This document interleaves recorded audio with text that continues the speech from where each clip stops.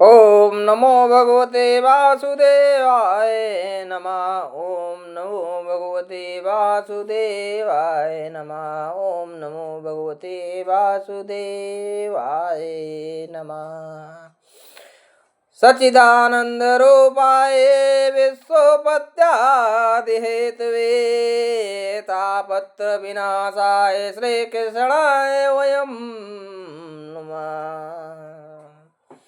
यं प्रभजन्त मनो वेतमवेतगीत्यं द्वैपानो विराकातरया जुहाओ पुत्रेत तन्मयतया तर्यो विघ्नेषु तं सर्वभूतहृदय मुनिमानोऽस्ति सम्।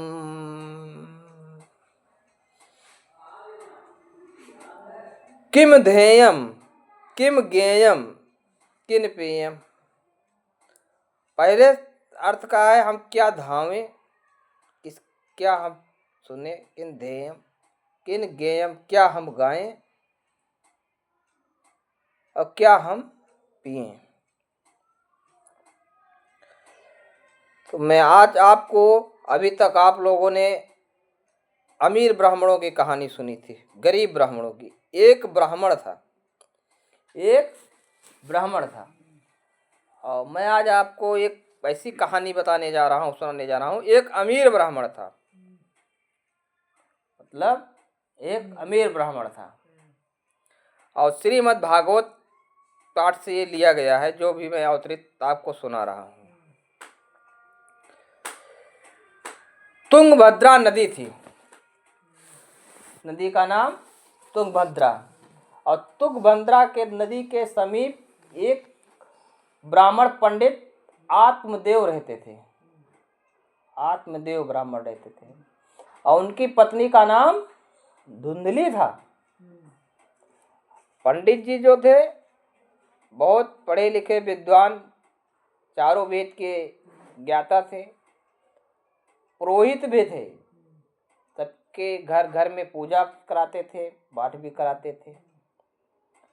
और यजमानों ने उनको इतना धन दिया कि वो बहुत अमीर हो गए। जैसे कि आजकल कोई भी भिखारी भी अमीर हो जाते हैं ना, तो उसी तरीके वो भी बहुत अमीर हो गए। कमी नहीं था, लेकिन उनको हर एक आदमी को सब चीज़ संपन्न होते हुए भी एक न एक दुख लगा रहता है, कोई ना कोई रहती है। ना तो उनको धन की कमी, उनके यहाँ नौकर लगे, उनके यहाँ हर एक व्यक्ति आते जाते थे, रहते थे, लेकिन केवल उनको एक संतान नहीं थी। एक न एक दुखी रहा थी, एक न एक दुखी रहा थी, संतान नहीं थी। संतान के दुख के कारण वो इधर उधर भटक रहे थे। जब पंडिताइन जो है, वो पंडिताइन उनके कुछ कुटिल बुद्धि की थी, मतलब समझत नहीं रही बात का, लड़ाकू थे। पंडित जो कहा है उसका उल्टा ही काम करते थे, धुंधुली। एक दिन पंडित आत्मदेव जी सोचने लगे अब क्या करूं। यदि आदमी बहुत से कार्य करता है, थक जाता है, तो परेशान हो जाता है अपनी सृष्टि के बारे में। बोले ये धन तो मैं इतना कमा लिया हूं, होगा क्या? मैं मर जाऊंगा तो ये धन कहाँ जाएगा? कौन लेगा इसकी संपत्ति? कौन हरण करेगा? पंडित जी को उपाय सोचा कि जाओ, अभी ऋषियों के पास गए, पूजा करवाए। बोले हमसे नहीं हो रहा तो मैं दूसरों से पूजा पाठ करवा के देखता हूँ। पुत्रेष्ठ यज्ञ किए, कामेष्ठ यज्ञ किए, हर एक हवन करके, लेकिन उनको पुत्र की प्राप्ति नहीं हुई। वो पंडित जी ऐसे थे कि यदि कोई पेड़ लगाए, पेड़ लग जाता, लेकिन उसमें फल नहीं आता था। पंडित जी के घर पे यदि गाय थी, गाय तो थी, गाय खिलाते, दूध देते, लेकिन उसके बछड़े नहीं होते थे। जिस गली में जाकर देखे, किसी बच्चे को देख ले तो बच्चा बीमार पड़ जाता था, टोना टप्पर हो जाता था। ऐसी प्रकृति में आसपास पड़ोस पड़ोसियों ने देखा पंडित की नज़र, तो पंडित को बच्चे देना बंद कर दिया, पंडितानी को आना घर पे बंद कर दिया। अगल बगल आस के पास पड़ोस के लोग कोई भी उनको मानता भी नहीं था। आदर सत्कार क्या देवे, आदर सत्कार निसत्कार हो गया। सत्कार की तो बात ही छोड़ो, निसत्कार हो गया। जब निसत्कार हो गया तो एक दिन पंडित ने विचार बनाया कि अब मैं चलता हूँ, आत्महत्या करता हूँ। पंडित जी बाहर निकल गए और सोचते सोचते पंडितानी को भी कुछ नहीं बताए। बाहर निकल तुंगभद्रा नदी के किनारे गए और वहाँ पे आत्महत्या का विचार बनाया, मन में बनाया और बनाया भी और संकल्प भी ले लिया कि मैं अभी ही इसी तत्काल क्षण, मतलब तुरंत का तुरंत मैं अभी ही मैं नदी में कूद जाऊंगा। क्योंकि वो पंडित थे और पंडित को एक श्लोक में आता है पाठ करने में, मंगलाचारण में, उसमें एक श्लोक आता है, तदेव लग्नम सुदिनम तदेव ताराबलम चंद्रबलम तदेव विद्याबलम देव बलम तदेव लक्ष्मी बतेते युगम श्रामी अलाभस्तेषां जयस्तेषां कुतस्तेषां पराजया येषामिन्दिरभरश्यामो हृदयस्थो जनार्दन। यदि आपने को कोई शुभ पूर्ण तिथि यदि प्राप्त होती है तो आपने को कोई ज़्यादा विलक्षण लक्षण नहीं देखना चाहिए। शुभ मुहूर्त हो, अच्छा काम हो तो उसको कर लेना चाहिए। पंडित जी नदियों के किनारे बांध लगा रहता है। बांध से जब बाहर जाने लगे तो तुंगभद्रा के नदी के किनारे एक ऋषि खड़े हुए थे। तो पंडित जी से पूछा, आप इस नदी के बांध को क्यों पार कर रहे हो? बांध को आप क्यों पार कर रहे हो? यदि आप बांध को पार कर रहे हो तो मेरे को बताओ ना। तो पंडित जी बोले, आज मैं किसी की मान नहीं सकता हूँ,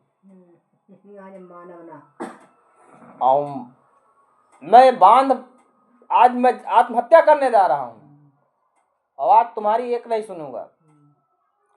तो ऋषिवर बोले, बेटा रुको, बोबो साधु क्षणम तेच्छम, मतलब बोबो साधु क्षणम तेच्छम, मतलब साधु रुको, अभी कुछ क्षण के लिए रुक जाओ।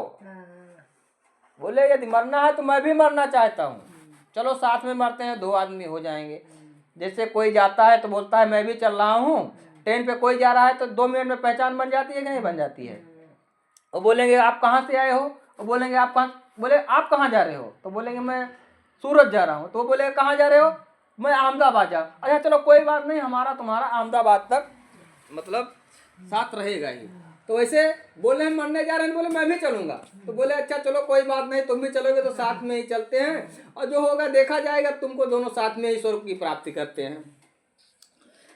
साधु महाराज जी आगे आने के बाद में उतर आए, बांध से नीचे आए, उतर के आके पूछते हैं भाई कृपया पंडित जी बनने तो मैं जा रहा था, लेकिन ये बात बताओ कि ये हमारे रेखा में क्या लिखा है? अब उतर ही आए हैं, मरने जा रहे हैं तो अब क्यों मरूं?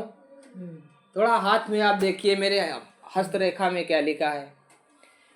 ऋषि लोग 88,000 कहाँ मुनि ऋषि थे, देखे आधे, बोले आपको तो यदि पुत्र प्राप्ति के दुख के कारण यदि आत्महत्या करने जा रहे हो तो आपको तो 7 जन्म तक की पुत्र की प्राप्ति नहीं होगी। एक जन्म की बात क्या है, 7 जन्म तक आपको पुत्र की प्राप्ति नहीं होगी। तो बोले पहले तो मैं मरने जा रहा था, आत्महत्या करने जा रहा था, अभी मैं ब्रह्म हत्या करूंगा। बोले कि मैं अभी ब्रह्म हत्या करूंगा, आत्महत्या की तो बात छोड़ दो, अभी मैं ब्रह्म हत्या करूंगा, ब्रह्म हत्या करने जा रहा हूं। और ब्रह्म हत्या में बोले अभी तो मैं ब्रह्म हत्या करूंगा। और यदि तो ये बात कही गई है, यदि आज कोई काम करने कोई कुछ व्यक्ति जाए तो उसके बीच में टांग अड़ाना नहीं चाहिए। जैसे एक देसी कहावत में है, एक बंदर था और एक चिड़िया थी। शॉर्टकट में बंदर चिड़िया से क्या बोल रही है, हमारे यहाँ आजी हमारी कहती थी, तो कहती थी मनई केस हाथ गोड़ मनई केस काया, आया इतनी वर्षा बीत गई घर क्यों नहीं बनाया। क्यों नहीं बनाया। समझो, इतनी वर्षा बीत गई घर क्यों नहीं बनाया। तो बंदर ने क्या किया, बोला चलो मैं रहता हूँ और अभी आपको बताता हूँ। बंदर आया और तुरंत तुरंत उसका घोंसला उठा के पटक दिया, बोला जाओ आज से तुम्हारा, अब मैं, मेरा भी घर नहीं रहेगा ना तुम्हारा घर रहेगा। क्या होना रहे। अब किसी का घर मकान कुछ नहीं रहेगा। अब आप न मेरा रहेगा तो इसी को कहते हैं मूर्ख को उपदेश देना, अपने जान को फांसी लगाना है। अब इसी बात पे ऋषिवर जी आ गए हैं हमारी कहानी पे। हम अपने कहानी की ओर चलते हैं। ऋषि जी आ गए तो बोले 7 जन्म तक नहीं होगा आपके पुत्र प्राप्ति नहीं होगी। यदि आप नहीं होगी तो कहें मैं आपको मारूंगा। पहले तो आत्महत्या करने, अभी ब्रह्म हत्या करूंगा। अब तुमको मार के ही दम लूंगा। अब वो अपने मरने को भूल गए हैं। अब हत्या करें ड्यूटी का, ब्रह्म हत्या करें। अब ये बीच में सन्यासी लोग फंस गए। बोले अगर इसको नहीं बताता हूं उपाय तो ये खुद मर जाएगा। मैं अपनी जान बचाऊं कि इसकी जान बचाऊं, इसको क्या करूं। तो इस चक्कर में फंस गए साधु लोग। बोले कोई बात नहीं, आज की रात, आज के दिन में हम आपको संध्या वंदन करते हैं। आज शाम यहीं आप रुक जाइए और सुबह के जब बेला होगी तो हम हवन करेंगे। और हवन के बाद संविधा जो होगी, हव्य, हवन को हव्य बोलते हैं। जब समय होगी उसके बाद में आप सुबह में चलने का, तो प्रातः में आपको मैं दे दूंगा हवन सामग्री, और उसमें से जो चरु निकलेगा मैं आशीर्वाद दे के आपको दूंगा, तो आपको पुत्र की प्राप्ति हो जाएगी। अब साधु ने अपने कर्तव्य से, उसका तो आशीर्वाद दूर, साधु आप अपने चिंता कर से अपने देवों को मनाया, उसके आशीर्वाद से उसको पुत्र प्राप्ति हो रही है। अब उसका तो चला गया उसके संग। साधुओं लोगों ने 88,000 महामुनि मुनि ने वहां पे संकल्प किए और हवन किया है, गहन किया। पंडित जी आए, पंडित जी को हवन से जो सामग्री निकले, हवन को आशीर्वाद देते हुए उनको एक आम का आम दिए, चरु आम दिए। बोले इसको ले जाने का, इसको पंडितानी को खिला देने का, पंडितानी गर्भवती हो जाएंगी, पंडितानी गर्भवती हो जाएंगी। पंडित जी बोले ठीक है कोई बात नहीं, लेकिन ले तो जा रहे हो, चल रहे हो, लेकिन इसके प्रति कुछ निष्ठा भाव रखना पड़ेगा। कुछ इसके नियम है, कानून है, कायदे सर है। जैसे आजकल डॉक्टरों के पास गए और डॉक्टर ने दवाई आपको दे दी और दवाई का समय पे आज आप नहीं खाते हो तो कहाँ से फायदा करेगी। तो इसके नियम ये है कि आप इसको दवा ले जाइए और ये फल ले जा रहे हो आप, तो इसका नियम है। बोलिए ईश्वर आप बताइए इसका क्या फल है, क्या क्या नियोजन है, क्या करना पड़ेगा, प्रयोजन बताइए, क्या नियोजन प्रयोजन है। बोले इस यदि यह फल ले जा रहे हो तो आप कृपया संध्या स्नानम जपेशुदानम देवता चापोजनम वैश्वस्स तथात चटकर्माण दिने दिने। आदमी जब पैदा होता है तो छह कर्म हैं। पैदा हुआ तो 6 कर्म हैं। तो 6 कर्म में पहला कर्म ये बताया गया है, 6 कर्म बताए गए हैं। संध्या स्नानम, संध्या के सवेरे संध्या पूजा पाठ करो जो हो सके आपके पास में। जपेशुदानम, यदि आपके पास है तो कंठी डोलाओ, और नहीं डोलाओ टाइम है तो कोनो नहीं। चा देवता पूजनम, पूजा करो। अब वैश्वस मतलब आप अपने पूर्वज जो हैं, पूर्वज के खिलाओ पिलाओ, अपन उनके पितरों को उतारो। वैश्वसता अर्थात अतिष्ठ, मतलब कि छठवा है अतिथि का सेवा करना। मतलब कोई ऋषि आवे, यही 6 कर्म मनुष्य के बताएंगे और ज्यादा कर्म नहीं ना। लेकिन यही कर्म आदमी नहीं कर पाता है और इसी कारण से सब व्याप्त है। तो पंडित जी कहानी की ओर हम चलते हैं। तो पंडित जी बोलते हैं इतना कर्म है। पंडित जी यदि आपको संतान प्राप्त न हो, कुछ चीज न हो, तो यदि आदमी कोई कुछ भी बोले तो आदमी तुरंत तुरंत वो करने के लिए तैयार हो जाता है। आपको कोई दुख हो, दर्द हो, कोई डॉक्टर बता दिए कि जाओ उस वहाँ चले जाओ, वो फायदा कर देगी दवा, तो आप वहाँ चले जाओगे, भले ही वो झोला छाप डॉक्टर क्यों ना हो। यदि आपके कोई ओझा देवा बता दिया आपके घर में कोई बीमार है, भले यदि कुछ ना जानता हो, झूठे हो, ऐसे भभूत लपेटे और उसको ले जाके दे दे, तो आप वहाँ भी पहुँच जाओगे। जाओगे कि नहीं जाओगे? उसी प्रकार पंडित आत्मदेव ब्राह्मण को पुत्र की प्राप्ति नहीं थी, और पुत्र की इच्छा से तुरंत का तुरंत जो ईश्वर ने बताए बोले मैं सब करूंगा, हर एक चीज करूंगा। जैसे राजा दशरथ को था, एक बार भूपत मन माही भय गलान मोरे सुत नाही, और ये हवि बाट देव निर्पजाए जथा जोग जहि भाग बनाई, और अर्ध भाग को सिल्ले दीना आधे भाग उभय कर दीना, और कई कई सुता सुमित्रा देवो जन्मत प्रगट दति हो। हम अयोध्या चले गए हैं, ये हम श्रीमद् भागवत सुना रहे थे, अभी मैं अयोध्या में चले गया हूँ, क्योंकि मैं अयोध्या वासी हैं तो अयोध्या की एक ना एक बात तो हम जरूर कहेंगे। हम अयोध्या वासी हैं तो थोड़ा थोड़ा तो रहेगा। जैसे आनुवांशिक लक्षण है भाई, जैसी माता रहेगी वैसे लड़के जरूर बनेंगे, तो आनुवांशिक लक्षण के हिसाब से हम चले गए श्रीमद् भागवत में। मैं अयोध्या में आपको बता दिया, राजा दशरथ को भी यही दुख था, और वही दुख समझ लीजिए आत्मदेव ब्राह्मण को है। अब हम कहानी की ओर आगे चलते हैं, अयोध्या की बात छोड़ते हैं, हम मथुरा काशी चलते हैं अभी। ठीक है, पंडित जी लेके आए और चरु लेके आए, और जैसे बैठे घर पे, पंडितानी तो बहुत भूखी थी, खाने के लिए दौड़ी। पंडितानी आई, आके वो तुरंत झोरा पकड़ ले पंडित के, ऐसे भैया केला धरा रहा, पंडित केला लेके आवा रहा है, केला रहा है भाई, ऐसे गरी रहा है। पंडित पूजा कराए के आवा रहा है, घेरा और करो, पंडिताइन दौरी भैया, पंडिताइन दौड़ के केला और गरी के गोला भैया ऐसे ऐसे। तो पंडित कहे न हरदाई तो लेके आवत रहे हो, पंडित जी बहुत बहुत सामान लेके आवत रहे हो। अब की तो एक ठोर आम लेके आवा हो, सब जगह पूजा करावा जात रहे हो, सीधा लावत रहे हो, बड़ा बड़ा सीधा लावत रहे हो, पिसान लावत रहे हो, और दाल लावत रहे हो, चावल लावत रहे हो, तेल लावत रहे हो। अब ये काव ले आए एक ठोर आम लेके आए हो, और कहीं नहीं यही आम चरु लेके मतलब आ गए, तो वो आम दिए थे, एक आम दिए थे भैया। इसको ऐसा लुकाना नहीं चाहिए, तो मैं आपको लुका के दिखा रहा हूँ। तो वो आम दिए, पंडितानी दौड़ के गम दिन ऐसे आम दिए, पंडितानी दौड़ के गम दिन झोरा उठाई और फटाक से खोले के निकाल के कहीं हम खावे। अरे कहीं रुक जाओ महारानी, हे देवी महालक्ष्मी छुट्टी पाए, कहीं लक्ष्मी महारानी रुक जाओ। लक्ष्मी माता रुके का देखो, पंडित जितने भी पंडित हैं, पंडित तो सही रहते हैं, लेकिन पंडितानी भैया सही नहीं रहते हैं। पंडितन का है।